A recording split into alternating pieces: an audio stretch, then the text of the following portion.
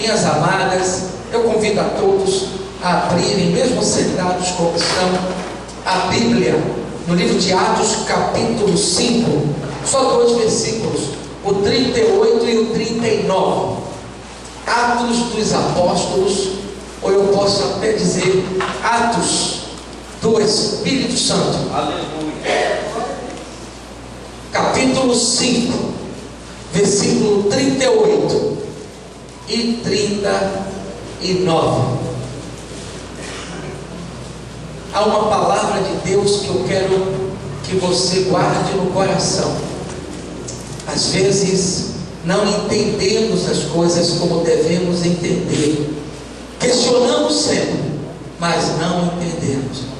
E eu quero que nesta mensagem você entenda muitas coisas.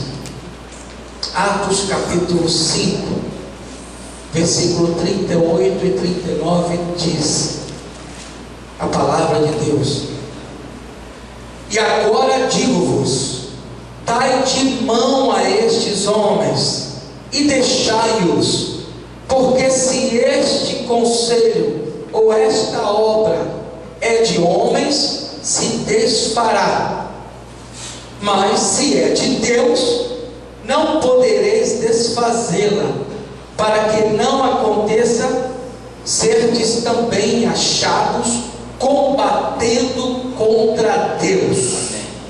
Amém, igreja? Amém. Eu queria compartilhar esse tema com todos aqui, combatendo contra Deus. Amado, hoje em dia é muito fácil, sem que eu perceba, ou mesmo você perceba, nós podemos estar combatendo contra Deus, porque os pensamentos de Deus é como a Bíblia em Isaías mesmo nos ensina, são mais altos do que os nossos. Os caminhos dele também são mais altos do que o nosso caminho. Muitas vezes não entendemos o caminho do Senhor. A Bíblia diz: o que Deus faz hoje, nós entenderemos amanhã. Em Deuteronômio 29 diz que as coisas encobertas, está vendo? Pertencem somente ao nosso Deus. As coisas descobertas, aquela que estão diante dos nossos olhos, pertencem a nós e aos nossos filhos. Então nós precisamos entender um pouco a mente de Deus. Nesse texto que lemos, nós encontramos aqui perseguição. Encontramos aqui o povo de Deus, os apóstolos, os discípulos, que pregavam com veemência a palavra de Deus, que pregavam com autoridade o amor do Pai, que distribuía os milagres do Senhor. Era notório na vida daqueles homens o milagre de Deus. Deus estava com eles. Eles transmitiam com autoridade esta palavra, a mesma autoridade que Jesus, quando estava no meio deles, também transmitia.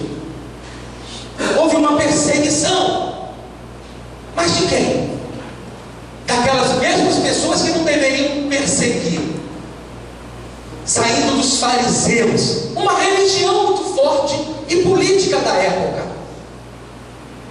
Quantas vezes a perseguição que chega até você vem de dentro de casa, vem de alguém bem próximo de você, vem de uma instituição ou uma religião, quem sabe, acima de qualquer suspeita. Quantas vezes não recebemos a bênção de Deus por nos acharmos combatendo contra Ele, e às vezes não percebemos isso. Eu tenho aqui algumas perguntas. Por que muitas pessoas não são felizes, principalmente nos dias atuais? A gente olha e é fácil identificar que as pessoas não estão felizes. Elas podem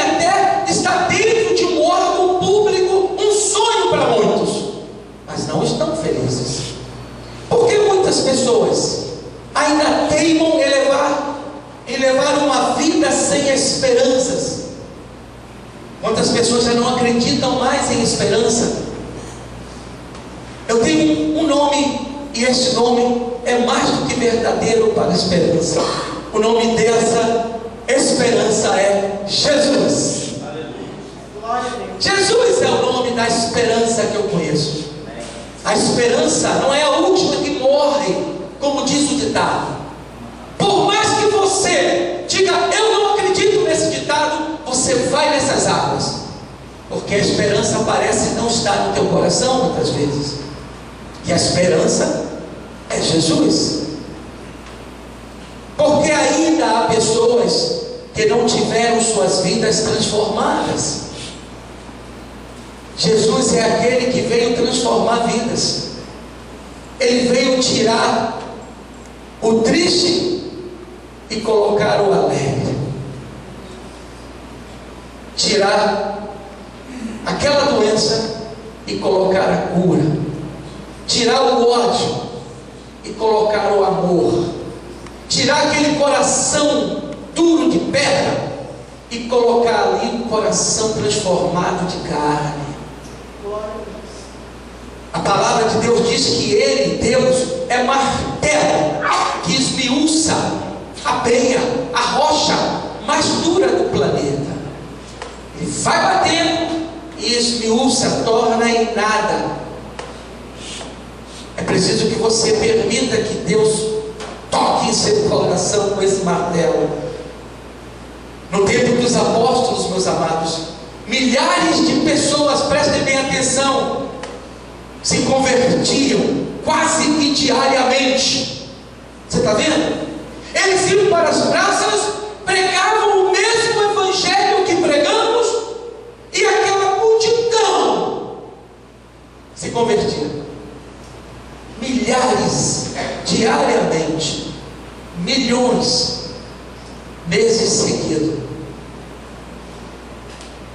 Jesus transformava, e ainda hoje transforma vidas. Mas por que as perguntas que fiz ainda são notórias em muitas vidas nos dias de hoje? Vidas que muitas vezes não estão aqui, mas vidas que conhecemos no nosso trabalho, na faculdade, na escola, no seio da casa, no seio da família.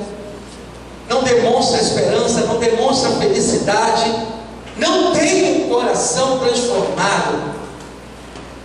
Eu trouxe aqui alguns pontos que eu gostaria de compartilhar para trazer uma alusão, um entendimento maior desse tema extraído aqui do texto, do versículo que lemos, combatendo contra Deus.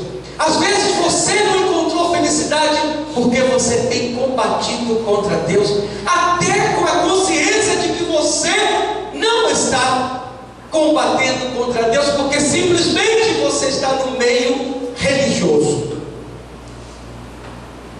Está no meio religioso, está envolvido, não quer dizer que você esteja comprometido com Deus. Não quer dizer que você tenha responsabilidade com Ele no seu reino.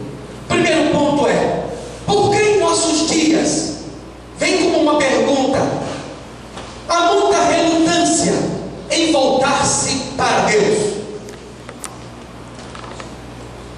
A palavra arrependimento quer dizer justamente isso: voltar-se para Deus.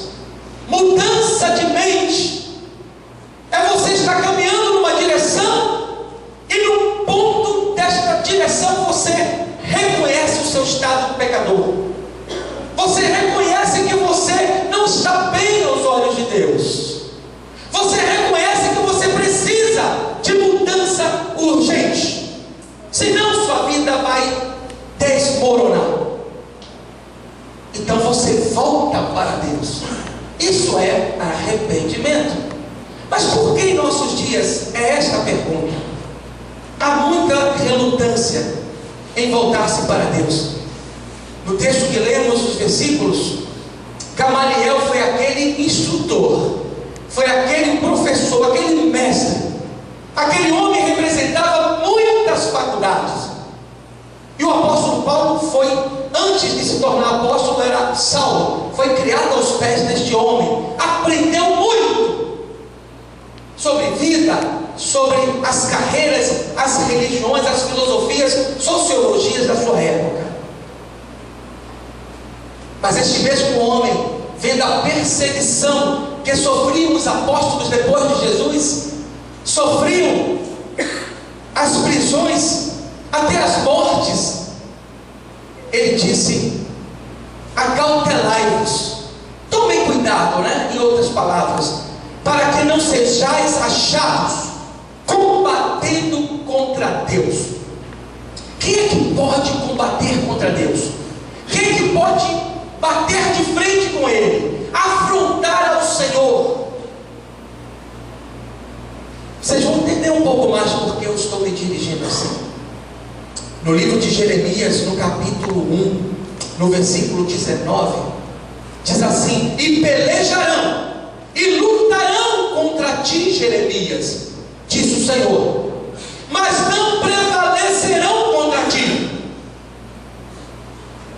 Naquela época, quem lutava contra Jeremias lutava contra o próprio Deus. Moisés muitas vezes foi visto como Deus, o próprio, aos olhos do povo. Moisés não era ídolo, tampouco seu coração desejava ser um, mas a autoridade de Deus era tão grande na vida dele, que todos que olhavam Moisés o viam, o Deus vivo, diante de seus olhos. Abraão, no seu tempo, fez a marca da vitória por causa da fé de seu coração, a ponto de ofertar o bem mais precioso que ele tinha, seu filho ao Senhor. Claro que Deus não deixaria que ele imolasse seu próprio filho. O nosso Deus não é carniceiro. Deus é aquele que prova os corações. Deus estava provando o coração de Abraão. Deus tinha esse direito? Tinha e tem. Deus é soberano, Ele faz o que Ele quer. Não cabe a mim questioná-lo em nada.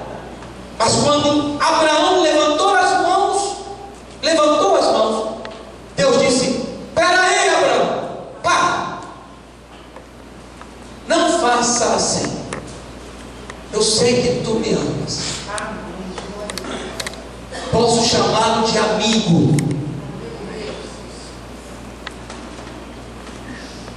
Quantas vezes este homem de Deus, este que fala contigo, prega domingo a domingo, transmite as palavras de Deus durante a semana, prega na rua, prega do lado de fora da igreja, prega convite em outros lugares,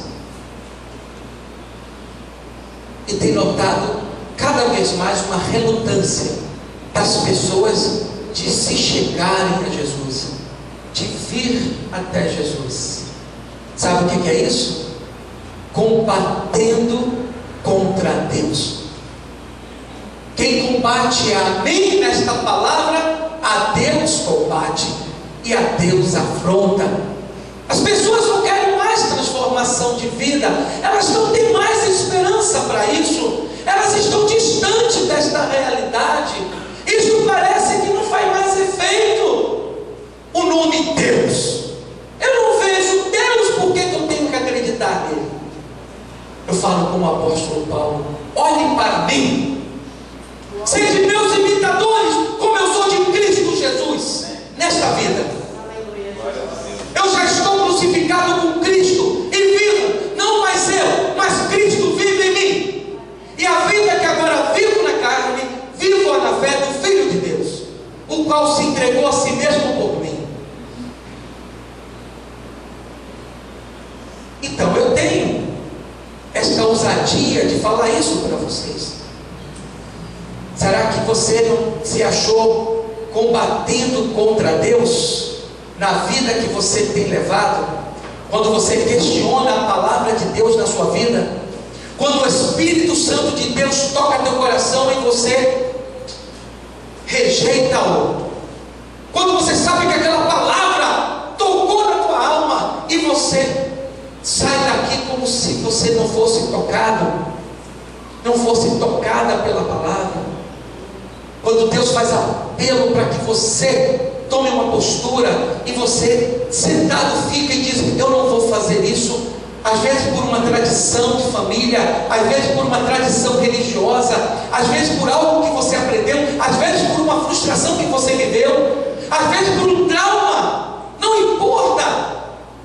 Você pode se achar combatendo contra Deus. As pessoas hoje não são felizes porque elas combatem contra Deus, afronta o próprio Deus na sua forma de vestir, na sua forma de falar, na sua forma de agir. Um dia desses uma mãe falou para mim: pastor, muito obrigado. Eu disse: por quê? A minha filha mudou 100% depois que passou a ouvir a palavra, quando colocou os pés na igreja. Mas por que você diz isso? Desde a roupa, a palavra, ela mudou tudo, pastor. Ela está diferente. Dentro de casa é uma outra filha. Antes era a mesma filha daquela mãe, ia para muitos lugares, ia para igrejas, mas se achava combatendo contra Deus, e a vida ficava um círculo fechado, um mesmismo que não saía do lugar, e uma destruição iminente na vida daquela jovem. No momento em que ela permitiu que a palavra entrasse em seu coração, passou a acontecer a transformação, pelo puro e simplesmente fato de não combater contra Deus. Faça um exame introspectivo na sua vida. Fazer um exame introspectivo é olhar para dentro de si. Veja se você é aquela pessoa que critica a igreja. Veja se você é aquela pessoa que fala mal das mensagens. Veja se você é aquela pessoa que fala mal do pastor. Estar aqui na frente não é nada fácil. Eu tremo cada vez que venho para esta tribuna, para esse púlpito santo, porque falar em nome daquele que é chamado El Shaddai, o Deus Todo-Poderoso, não é fácil. Eu jamais poderia colocar as palavras do meu próprio coração dentro do seu. Não funciona assim. Para que você diga aí: Deus me tocou, então foi o Espírito de Deus quem me usou e chegou até você. Aleluia. Então o que é que você está fazendo com a tua vida? Os fariseus naquela época achavam-se bem com Deus. No entanto, eles estavam combatendo como inimigos de Deus o tempo todo. Os saduceus, da mesma forma. Outro grupo religioso muito grande, político, daquela época, e também se achou combatendo contra Deus. E todos usavam a Torá, a Bíblia hebraica, no meio deles. Todos usavam, contendo o Pentateuco e os profetas. Em Tiago capítulo 4, versículo 4, diz assim: não sabeis vós que a amizade do mundo é inimizade contra Deus? Uma outra pergunta na palavra, né? Qualquer que se fizer amigo do mundo constitui-se inimigo de Deus. Aí vem o segundo ponto: o mundo e seu sistema se constitui hoje um adversário para Deus. Às vezes você se acha bem, mas você está dentro de um sistema corrosivo, nocivo, um sistema que está deteriorando a tua alma, está destruindo o teu ser, está batendo no teu coração. para você ficar bem claro nesse tempo moderno, é como se você em casa no seu computador permitisse que muitos programas não confiáveis entrassem no teu computador. Você inserisse via pendrive. Aquele computador que estava ágil e rápido passa a ficar lento e inoperante, porque o sistema foi corrompido por vírus. O mundo parece belo, mas o sistema não presta. Quando você se torna amigo deste mundo, ou seja, o sistema, esse mesmo sistema passa a ser um adversário para Deus e você torna-se um inimigo dele. Às vezes você não entende porque as coisas não dão certo para você. Às vezes você não entende porque que você não é feliz. Às vezes você não entende porque que você não vive hoje uma resposta de Deus autêntica na tua vida. Será que é porque você é amante deste mundo? Você está na igreja, mas você não deixa o sistema? Que a Bíblia diz bem claro: é inimizade contra Deus. No livro de João, 1 João, para ser mais preciso, no capítulo 2, no versículo 15 a 17, diz assim: não ameis o mundo, nem o que no mundo há. Se alguém ama o mundo, o amor do Pai não está nele. Porque tudo que há no mundo, a concupiscência da carne, a concupiscência dos olhos e a soberba da vida, não é do Pai, mas do mundo. E o mundo passa, e a sua concupiscência, mas aquele que faz a vontade de Deus permanece para sempre. Observe aqui 3, né? Primeiro, o desejo da carne é chamado concupiscência, né? É o desejo da carne. Pastor, eu sou uma pessoa de Deus, eu sou uma pessoa do bem, mas a tua carne clama e você deixa. Você vai aonde Jesus não está. Você permite que toquem em você da forma que Deus não se agrada. Então, é o sistema do mundo que você ama, não a Deus. Então você constitui-se inimiga de Deus, ou inimigo de Deus. O segundo, ele fala de cobiça dos olhos, concupiscência dos olhos, cobiça dos olhos. Muitas vezes aquilo que você olha traz para si como forma de domínio narcisista, dominando para trazer para si tudo, querendo controlar tudo. A Bíblia fala que os olhos são a candeia do corpo. Se os seus olhos forem bons, todo o teu corpo será bom. Se os seus olhos forem maus, todo o teu corpo será mau. Como é que você tem olhado as pessoas? Cobiçando-as? Como é que você tem olhado um lugar como objetos? Cobiçando, ambicionando? Às vezes não nos apercebemos, mas estamos amantes do sistema. Amamos o mundo e tudo que o mundo tem, e nos constituímos inimigos de Deus. Isso é muito forte e sério. E depois a soberba da vida. E o que é a soberba? Uma superioridade, uma arrogância, uma prepotência, tornando você acima dos outros. Às vezes dizemos que somos do bem, mas estamos acima dos outros. Às vezes falamos que somos do bem, mas somos preconceituosos. Às vezes dizemos que somos do bem, eu tenho Jesus no coração, mas eu tenho orgulho próprio, sou melhor, ninguém pode comigo. Então sabe quem você é? É inimigo de Deus. Está se achando hoje combatendo contra Deus. Como é que você pode ser feliz? Como é que você pode viver uma vida de realização? Como é que você pode ter as coisas que Deus tem como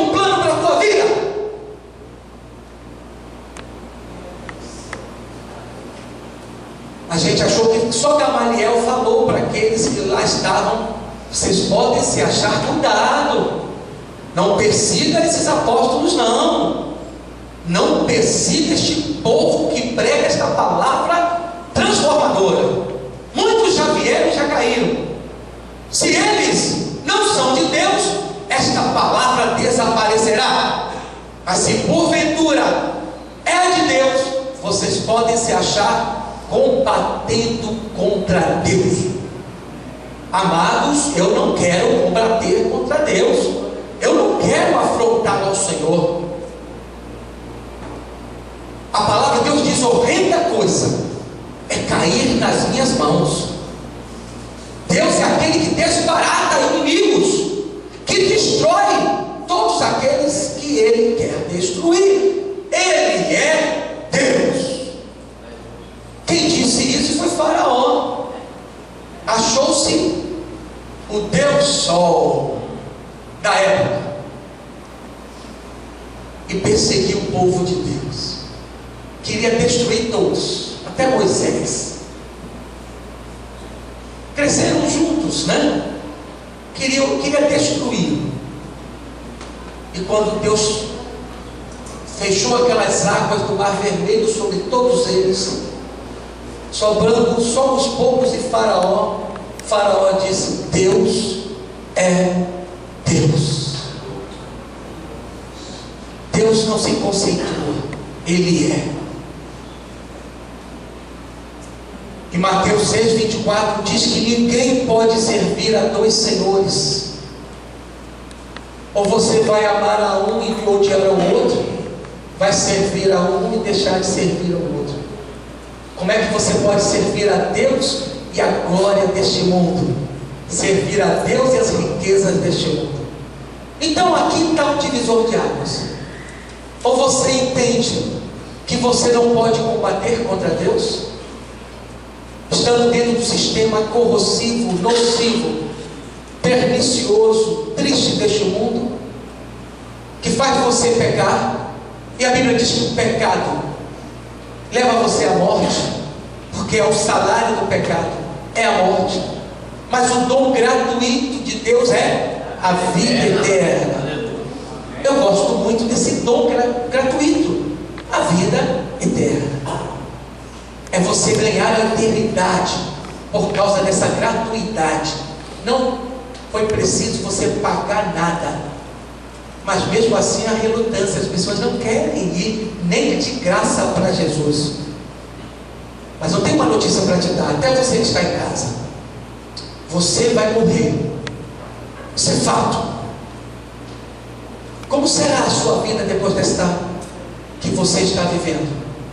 O que você vai apresentar a Deus? Do tanto que Deus já apresentou para você, o maior de todos foi Jesus. Que desculpas você vai dar? Deus vai dizer: o tempo de vida que você viveu foi o tempo que você combateu contra mim. Porque o tempo todo você quis o sistema deste mundo. Você quis a mamon, as glórias, as riquezas deste mundo mais do que a mim. Amado, servir a Deus não é tão difícil, mas também não é tão simples assim, insignificante. Requer muita responsabilidade, requer comprometimento. Você tem se comprometido com Deus? Vir à igreja é aprender algo mais.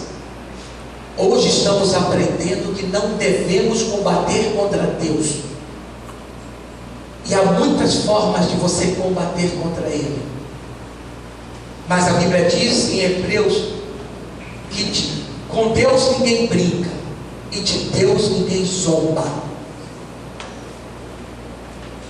E eu quero que você, nesta tarde, ganhe esta consciência e procure de todo o coração ser amigo de Deus. Deus quer ser teu amigo. Deus quer andar com você, lhe ensinar pela manhã, lhe ensinar à tarde, lhe ensinar à noite, debruçar-se e contemplar você dormindo, cuidar de você em todos os momentos da tua vida, lhe abrir portas. Deus quer casar você, colocar uma mulher boa, um homem maravilhoso, quer te dar filhos saudáveis, filhos que vão ser maravilhosos para você. Deus quer realizar sonhos. Deus quer fazer você levar uma vida feliz. Ele disse: eis que eu vim para que tenham vida e a tenham com abundância.